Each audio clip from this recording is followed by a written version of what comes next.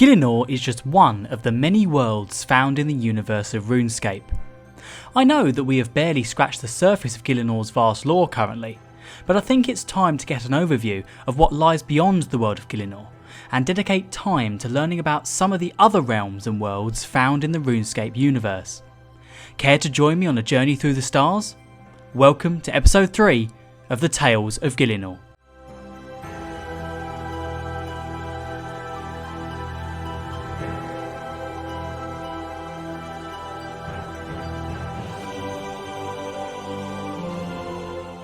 Before setting off on our first journey, we should determine the difference between a world and a realm.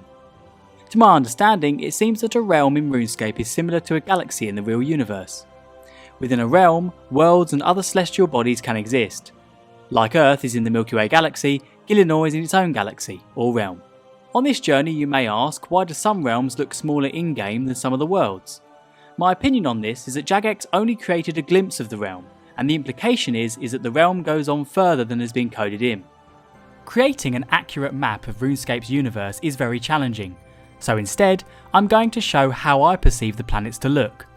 I want to highlight though that this may not be 100% accurate. During this video we will also not be visiting every single realm and world, because there are quite a few, just those that are the more well known ones. Starting closest to home, that being Gielinor, let's first venture out to Zanaris. Just like Earth has a moon in its orbit, Gielinor has one too, Zanaris. It may seem like Zanaris is within the world of Gielinor, but it is in fact Gielinor's moon, and therefore lies outside the world. Zanaris is the home world of the fairies, which can be accessed through any one of the many fairy rings located in Gielinor's world. It was through a visit to Zanaris that Guthix saw and discovered the world of Gielinor for the first time. The fairies on Zanaris are responsible for governing the weather and the seasons of Gielinor. It is a very unique world, where our recognised and known laws of physics and logic do not apply. This is why random choirs may appear out of nowhere and follow you, or you could be spontaneously turned into a pig or a frog. The Fairy Tale Quest series takes place here, in which the fairy mafia are causing some problems for the Fairy Queen. This requires an adventurer's help. Time to leave Zanaris. Let's go to the opposite end of the universe and visit Freneskae.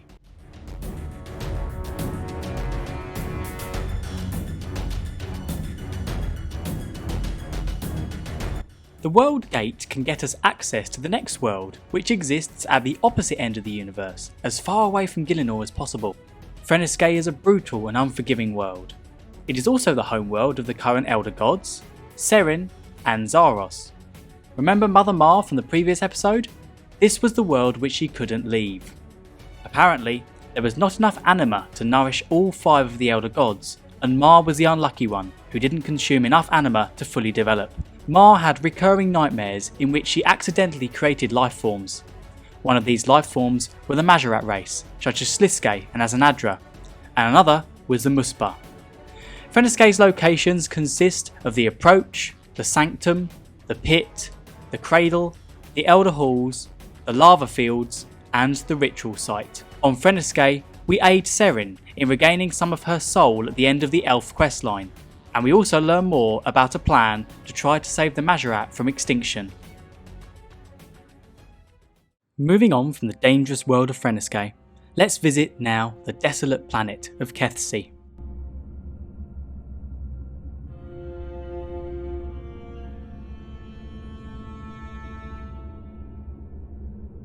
The only accessible parts of the world of Kethsi are the Isle of San and Mount Firewake.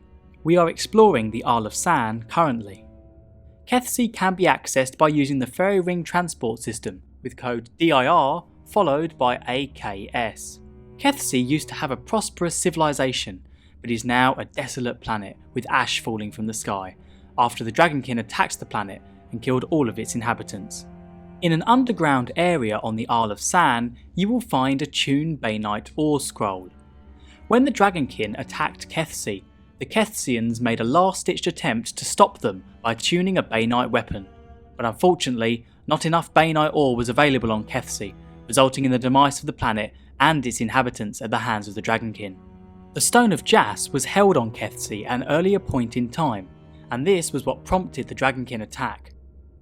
The planet plays a fairly major role during the ritual of the Mazcab quest, where both the Dragonkin race and the history of the Stone of Jas are discovered and explored. Time to leave Kethsi and visit a world which is located nearby. Sitting next to the world of Kethsi is the Ep.III world of Abbinah, in which Armadil, the god of justice, originated. Abbinah has a shattered outer core, which is built up of floating islands, like the Stormguard Citadel, which is a dig site unlocked through archaeology, and what we are viewing now. Abbinah is a harsh place, with little essential resources like water. The Ep.III, who are the occupants, were split into separate tribes, which were always fighting each other, before Armadil, the god of justice, managed to unite them.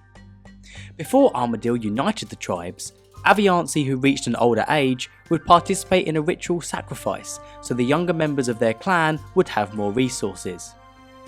Players are sadly unable to visit the world of Abbinah currently. This was supposed to be changed with the release of the quest Rite of Passage, in which RSLore would have been covered in great detail. This quest was originally suggested in 2013 but has sadly been shelved for many years. This quest was supposed to delve into subjects like the lore of the Ep.III and Armadil's ascension. I do hope that this quest gets released at some point, as I think it would provide a huge amount of intriguing lore for us to enjoy. Let's leave the world of Abbinah and travel to a separate plane where we will find the world of Ubeisk.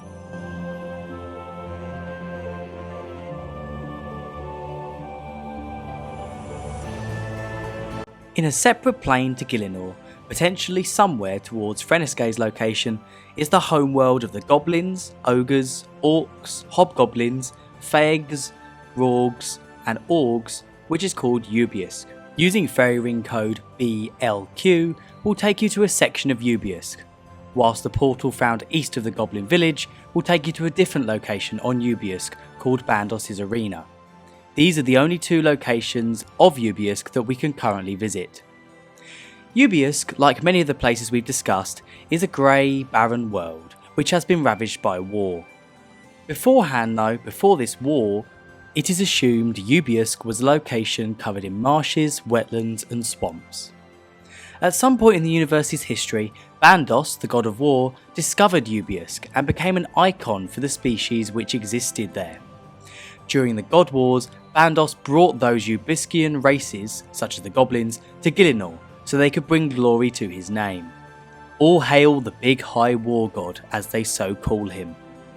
Various areas of Ubeisk have been featured in many RuneScape quests, such as Land of the Goblins, the Chosen Commander, and the Mighty Fall. During the Mighty Fall, a tournament was held to determine who should become the new leader of the Bandosians, after Bandos was killed by Armadil during the Bird and the Beast world event.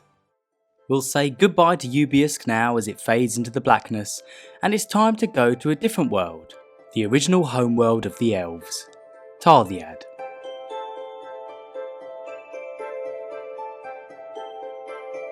So, the original homeworld of the elves, Tarddiad, has another unfortunate backstory.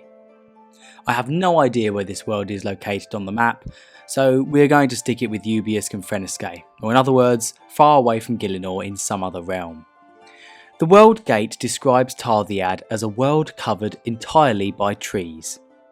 This unfortunate backstory I mentioned earlier though, needs a bit of build up. Seren, the goddess of the elves, got her godly title when she visited Tarddiad and became enamoured by the elven culture. She stayed with them, became a part of them, and taught them the art of crystal singing. When Guthix invited her to bring the elves to Gielinor, it was an offer she could not refuse. However, for some reason, there were certain elves which could not travel to Gielinor, and as a result, stayed behind on Tarddiad. The elves who were left behind began to deteriorate due to being too far away from Seren, who is now needed to sustain the life of the elves. The elves left on Tarddiad found that the crystals on the planet still held part of Seren's spirit, and so they imbued them onto their bodies. They initially saw this as a blessing, and it managed to sustain them, until unfortunately they began to crave more and more of these crystals and continuously attach them to their bodies. The crystals eventually drove the elves insane, causing them to attack anyone or anything on sight.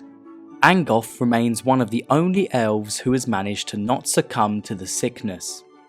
Families destroyed and marriages broken apart, the lore behind these crystal shapeshifters is truly horrifying. And the desperation of Angoth, who mourns for her husband, Mordwin, can be clearly seen in a diary contained in one of the crates in her home. Perhaps one day the elves of Tarddiad will be cured of their sickness, but for now we are going to move to a different planet, that being Mazcab.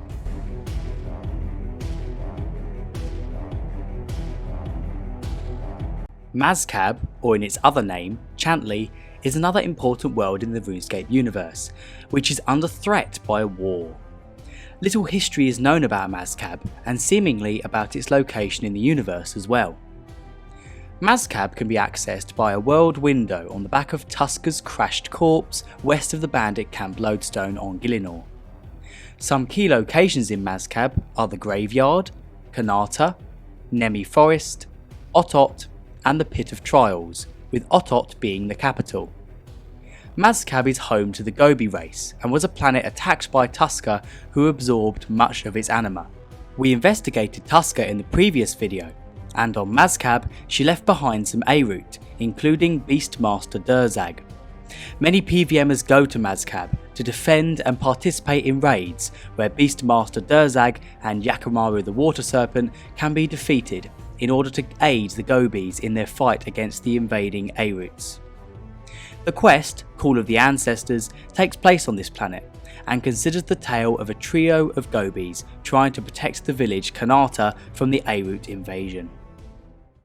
We must press onwards with our journey. We'll come back another day to help defend Mazcab. The next world to visit on our list is Hallow.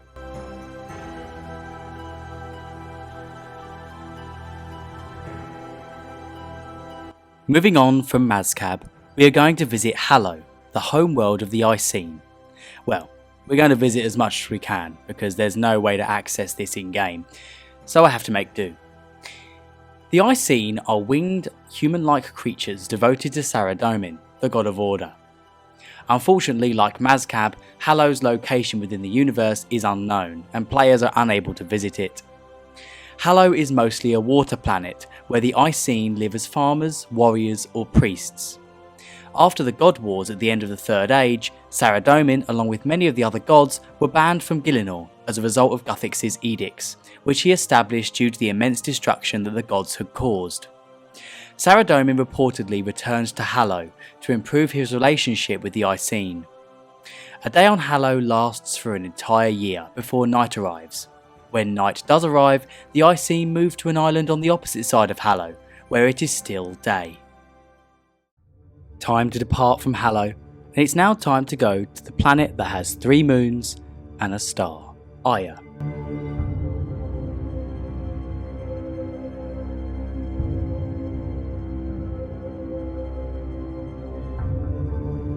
Characters like Vindicta, Hannibus and Sharagan are all members of the Ilujankan race. We are jetting off from Hallow to their homeworld, which is called Iaia. I have no idea where this planet is in our universe, as per usual. Iaia is a planet which has 3 moons and a star. The planet's surface consists mostly of marshlands. The 3 moons of Iaia are called Cylon, which is the silver moon, Akash, which is the red moon, and Ilu, which is the purple moon. Ilu is the inspiration for the name of the Ilujankan race.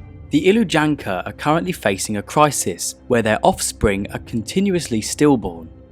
The whole story as to why this is happening is currently unknown, but a suggestion is that the planet's anima changed somehow, turning it from pure to pristine. This had effects on the Ilujanka, causing these infertility issues. Most of the Ilujanka support Zaros after he offered to help them with their infertility problems, even though he doesn't seem to have got very far.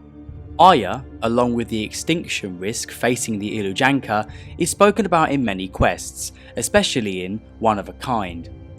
It is revealed that Kerapak was once working on their issue too. During the Sins of the Father mini-quest, we find out that Visindithas, Kerapak's eldest son, has taken over his research. Currently, Visindithas's research has led to the production of 2 Ilujankan eggs, which are currently being observed with the hope that they will hatch, potentially changing the fate of the Ilujankan race. Well, it's time to take a pit stop at Iaia to refuel. We will continue our journey into the different worlds and realms of RuneScape's universe next time. Please remember that the link to my new Discord server, the Lorehounds Lounge, is in the description and on a pinned comment. Thanks so much for watching, and be sure to be on the lookout for part 2 of episode 3 of the Tales of Gielinor.